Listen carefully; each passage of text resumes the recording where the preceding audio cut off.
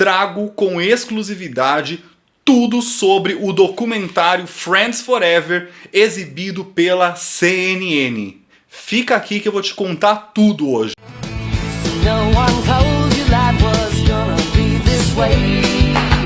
Olá, meus friends, sou Renan Matavelli e bem-vindos ao canal Friends Brasil, o seu canal totalmente Friends. Hoje eu trago com exclusividade o documentário Friends Forever, exibido e produzido pela CNN americana em comemoração ao aniversário de Friends. Vou mostrar para vocês os melhores momentos desse documentário que foi dublado e legendado pela CNN Brasil. Nesse vídeo eu vou fazer um resumão dos mais de 40 minutos desse documentário, mas em breve vou publicar o documentário na íntegra para vocês assistirem, então não esquece de inscrever-se no canal, ativar o sininho, porque logo que eu publicar, para você ser o primeiro a assistir esse conteúdo exclusivo e raro para quem é fã de Friends, não pode deixar de ver. Esse documentário fala sobre os bastidores da série e traz uma série de curiosidades de como o elenco foi formado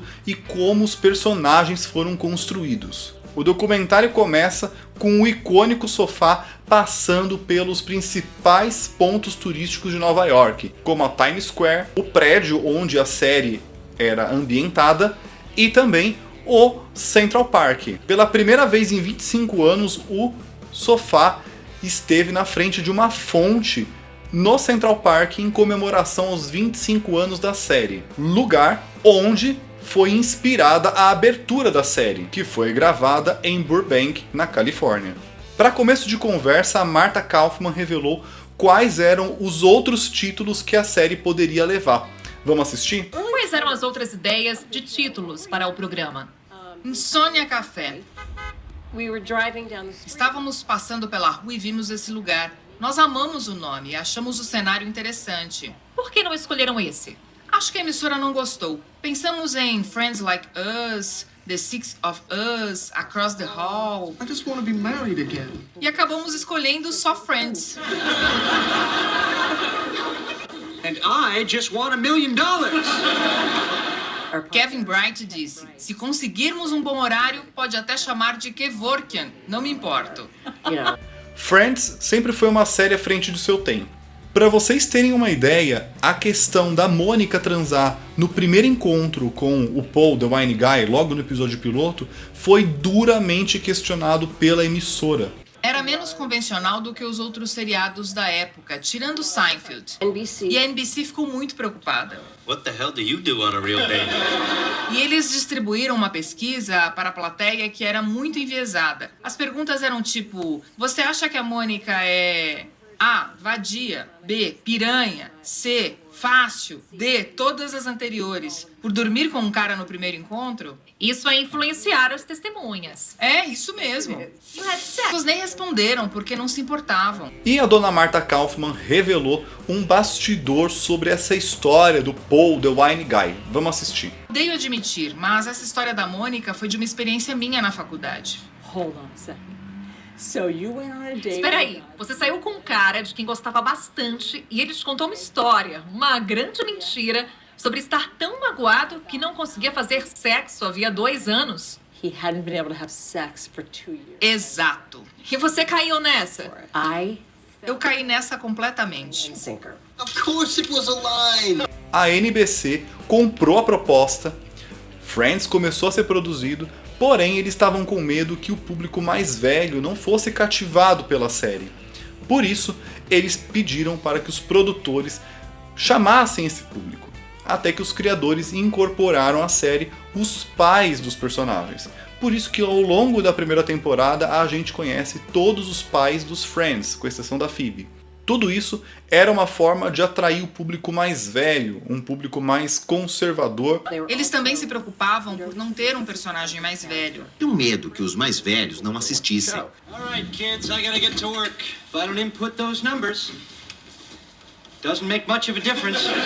So we tried. Então, nós escrevemos um episódio com um policial que está fazendo sua ronda, chega e conversa com eles. Ficou tão ruim que nós o descartamos. No, we threw it out.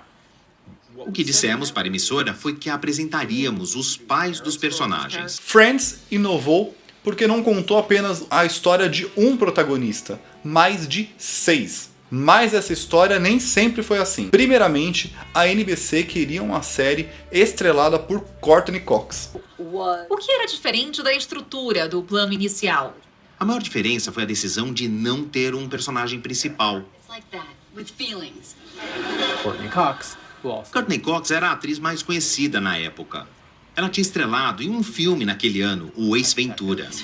Era o nome mais lucrativo e a NBC queria que ela fosse a personagem principal. Anyway, Eles fizeram um pacto de permanecerem juntos. Eles negociavam juntos e se nomeavam para as mesmas categorias para que não houvesse uma demarcação de quem era mais famoso. A icônica música de abertura I'll Be There For You foi escrita, composta, editada, finalizada em menos de uma semana e escrita pelo ex-marido de Martha Kaufman. Vamos ver esse bastidor. A música foi composta pelo meu ex-marido. Como aconteceu de vocês cantarem a música tema de Friends? Nós recebemos a oferta na quarta. Fizemos o arranjo na quinta com o diretor musical Michael Sclaff. Editamos a música no sábado e ela foi ao ar na outra quinta. Uma curiosidade que muitos fãs de Friends não sabem é que a fonte da abertura de Friends não está em Nova York, e sim no rancho da Warner em Burbank, na Califórnia. Vale lembrar que no ano passado a fonte ela foi removida do seu local original e foi colocada num local em que os fãs possam acessá-la, tirar fotos e tudo mais. Esta é a famosa fonte que vemos na sequência de abertura de todos os episódios de Friends. Algumas curiosidades sobre ela. Primeiro, não fica em Nova York, e sim nos estúdios da Warner Brothers, em Los Angeles. Segundo, eles filmaram às 4 da manhã, e os atores estavam morrendo de frio e molhados. Courtney Cox era para ser a Rachel e não a Mônica. E isso é uma coisa que eu não consigo imaginar. Dizem que Courtney Cox iria interpretar a personagem da Rachel. Nós pedimos que ela fosse a Rachel, mas ela disse que queria ser a Mônica. Achamos que ela tinha a cara da Rachel por ser bonita e simpática. she said, no. Mas ela não aceitou, ela se via como a Mônica. Nós decidimos tentar e quando ela começou, achamos ótimo. Nesse ponto do documentário, os criadores revelam o desafio para a escolha dos atores e a construção dos personagens. Começamos pela Jennifer Aniston, que ela estava em uma série quando Friends estava começando a ser produzida. O papel da Rachel era muito difícil, porque poderia se tornar um personagem bem desagradável. Trista, mimada, e abandonou o noivo no meio do casamento. I was on another show at the time. Jennifer Aniston was in... Jennifer Aniston era protagonista em outro seriado chamado Madeline Through. Tivesse feito sucesso, já tínhamos gravado uns 4 ou 5 episódios, então teríamos que regravar os primeiros episódios de Friends com outra atriz. Decidimos prosseguir e fazer de tudo para tirar Madeline Through do caminho. E decidimos colocar os filmes de Danielle Seal no mesmo horário de Madeline Through, para eliminar o público que provavelmente estaria assistindo ao seriado em um sábado à noite. E funcionou. Matthew Perry também fazia uma série quando Friends estava em pré-produção. E os autores estavam seguindo a mesma dinâmica da Jennifer Aniston, tentando flopar a série atual do Matthew Perry para que ele fosse o Chandler. E eles revelaram quem era o outro ator que poderia interpretar o nosso querido Chandler Bing. Matthew Perry? Sim, Você o queria muito. foi o primeiro a quem oferecemos o Chandler, mas ele fazia outra série chamada LAX 2194. In the sci-fi sitcom LAX 2194. It's about baggage handlers in the year 2194. I sorted out aliens' luggage. Não é um bom título. Title. No, it's not. Não mesmo, mas estava na primeira posição. First position. Isso acontece quando você encontra alguém perfeito para o papel e decide ver se a outra série fracassa e ele fica disponível. Estávamos preocupados, vimos muitos candidatos e até oferecemos para outra pessoa e... Quem? Não. Já faz mais de 25 anos. Agora a verdade pode ser dita. Um ator adorável chamado Craig Bierko. Sei. Mas ele não gostou do formato da série. Não foi a melhor decisão. A história do David é um pouco diferente. Ele havia feito uma audição para uma outra série da Martha e do David Crane e essa série acabou não dando certo. Quando eles começaram a escrever Friends, eles escreveram Ross para o David. Ele foi o único dos 6 atores que não passou por nenhum processo de seleção. O convite foi certeiro. Fizemos uma audição com o David Schwimmer para um piloto anterior. Quando começamos a escrever o roteiro, pensamos, sabe quem seria bom para o Ross? David Schwimmer. Lembra dele? Ele seria ótimo. Na expressão dele, na performance. Aquele cara que era uma espécie de vítima do mundo e nós amamos. Nós amamos. Just loved it. Lisa Kudrow conseguiu ser a nossa queridíssima Phoebe graças a Úrsula de Mad About You. Isso mesmo, a Úrsula não pertence originalmente a Friends. O David Crane revelou que o seu marido indicou a Lisa falando que ela seria a Phoebe perfeita. E como uma homenagem, eles fizeram esse crossover, sendo a Úrsula irmã gêmea da Phoebe dentro da história de Friends. Lisa Kudrow. Ela chegou na audição e arrasou. Simplesmente arrasou. Apareceu algumas vezes em Louco por Você. Meu companheiro, Jeffrey Cleric, estava trabalhando em Louco por Você. One iced tea and one nice cool bowl of water. Quando estávamos escrevendo o roteiro, ele disse, a Phoebe é a Lisa Kudrow. Quando você a ver, não vai querer mais ninguém. Matt LeBlanc era o ator menos experiente dos 6. E os produtores apostaram no potencial do ator. Inclusive, uma outra curiosidade que o Matt LeBlanc já revelou, que no início das gravações da série, ele tinha na sua carteira apenas $11. Dá pra acreditar, gente? Matt LeBlanc era o menos experiente como ator. Sim. Então por que arriscaram contratá-lo? I have to admit, Confesso que tinha uma certa preocupação quanto a isso. E a chefe de elenco da Warner Brothers, na época, me olhou nos olhos e disse, ele consegue. he can do it. Quando escrevemos o papel do Joey, a ideia era ele ser um ator sexy, um cara mais intenso. Mas não ficou engraçado. And it wasn't funny. And then Aí ele entrou.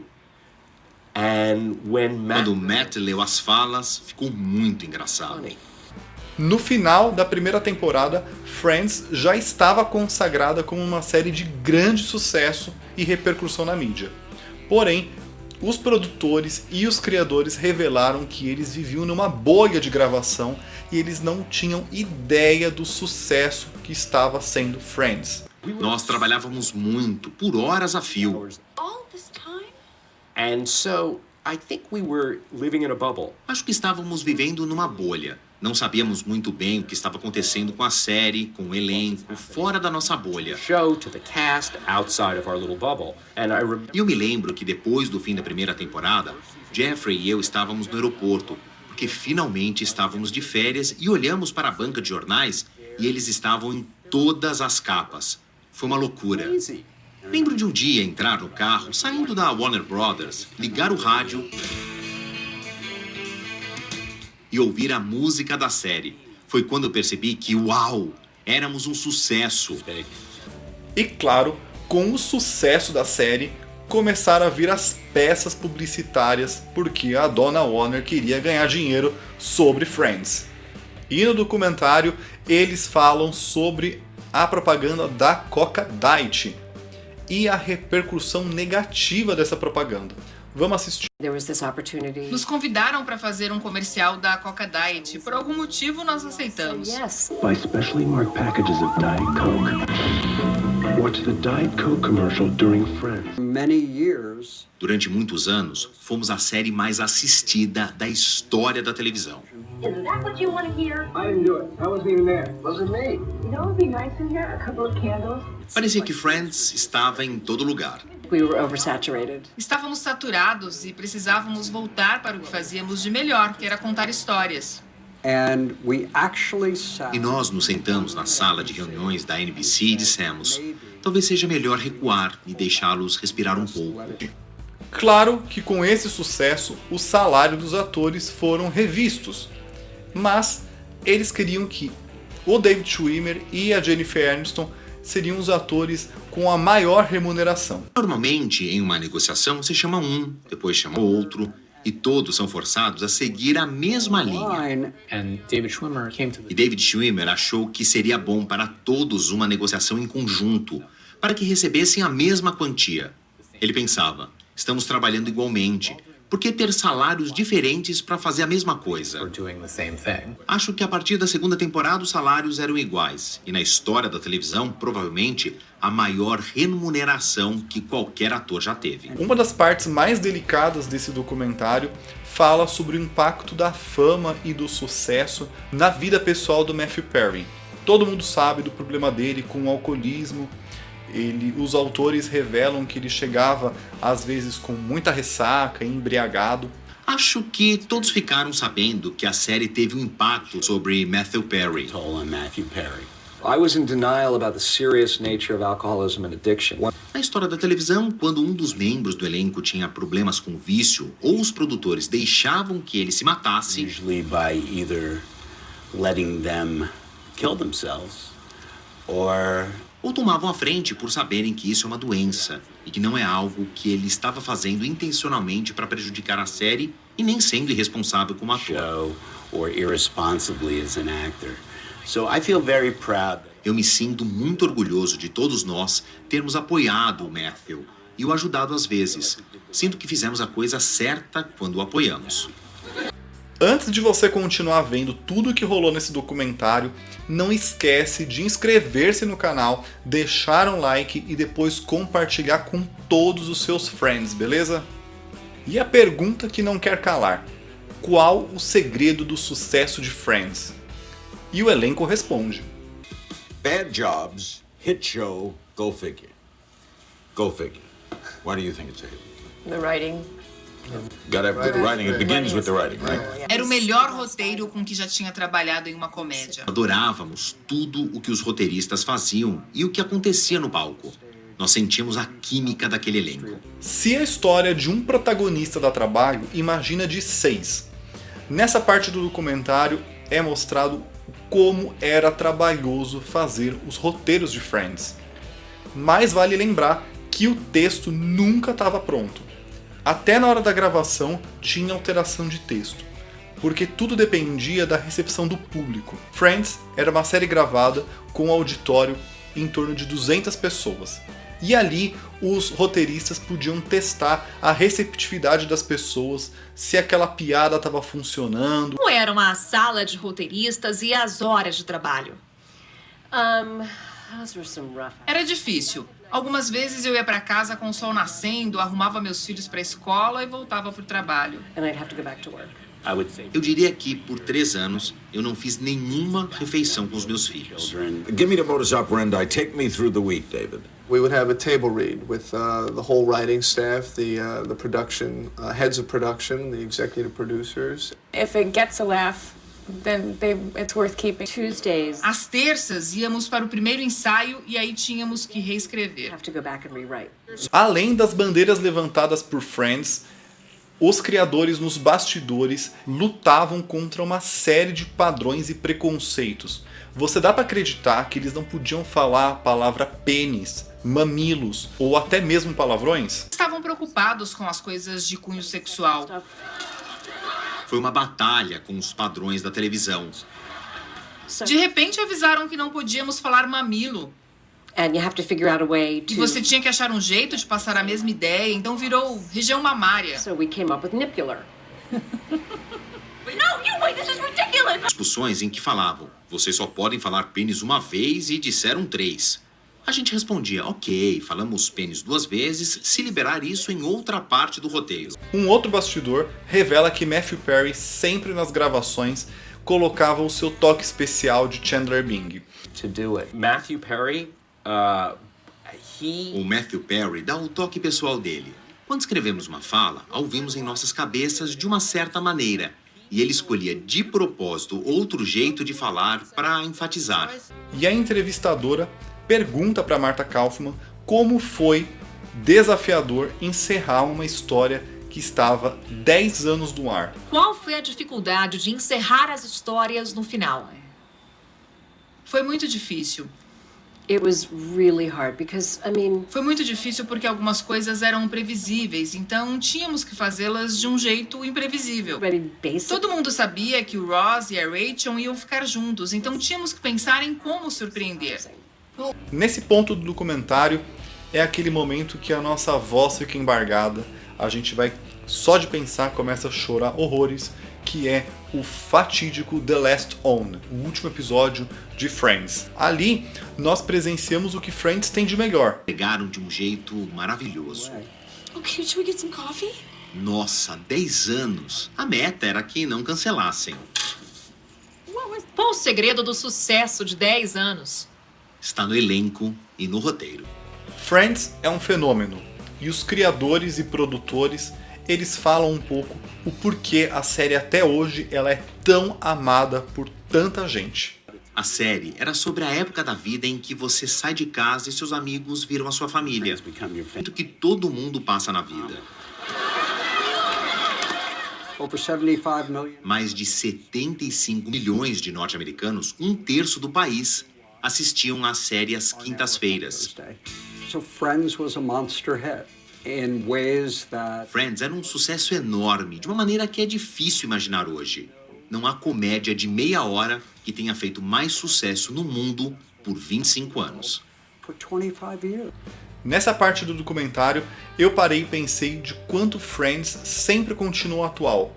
E não consigo imaginar, em tempos de streaming, em que cada um assiste quando quer, como pode, onde pode, o fenômeno Friends, em que tinha milhares de pessoas conectadas, juntas, assistindo aos episódios. Como Friends não pode ser recriado. Essa coisa de todo mundo assistir algo específico ao mesmo tempo. Isso não existe mais. Nesse sentido, Friends foi a última série assim. Atravessando gerações, Friends chegou na Netflix e ganhou milhares de novos fãs e fez a série continuar sendo uma das séries mais assistidas e maratonadas, mesmo após 16 anos da exibição do último episódio. Está surpresa com o sucesso na Netflix? Shocked. Shocked and... Chocada. Chocada e grata, porque a série reviveu não só aqui, mas no mundo inteiro. Sempre achei que meu único legado seriam meus filhos e algo so humbling. que me honra e emociona ao ver que a série se manteve. Friends é um amor incondicional. Passa tempo, passa gerações. A série traz algo que nos acolhe, nos conforta em tantos momentos, tanto alegres quanto tristes, e numa vida cada vez mais digital, poder assistir Friends dá aquele calorzinho no coração. Acho que quem é fã entende muito bem o que eu tô falando. E que nada substitui as relações humanas verdadeiras, reais, oficiais, olho no olho. Is the most connected world. Nosso mundo hoje é mais conectado do que jamais foi. Mas acho que ao mesmo tempo nós não nos conectamos.